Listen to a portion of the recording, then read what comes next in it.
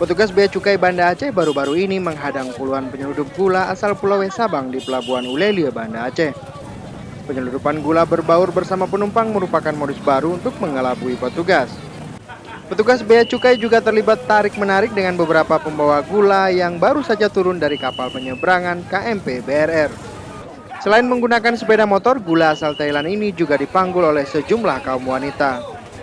Petugas Bea Cukai meminta warga yang membawa gula untuk kembali ke kapal dan tidak mengizinkannya gula dibawa keluar dari pelabuhan. Kepala Subseksi Penyuluhan dan Layanan Kantor Pengawasan dan Pelayanan Bea Cukai Banda Aceh, Rahmat Arif mengatakan, pencegahan dilakukan karena gula dari Sabang tidak boleh dipasok ke daratan Aceh. Gula tersebut hanya boleh diperjualbelikan dan dikonsumsi di kawasan Sabang saja. Karena ini di luar kontrol kita, di luar izin kita, otomatis kan kategorinya masuk ke barang-barang yang diselundupkan. Karena nggak ada izin kita, nggak ada dokumen resmi.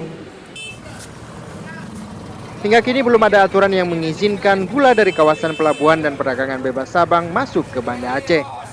Dari Banda Aceh, Mulyadi, Fadil Batubara melaporkan untuk Aceh Video.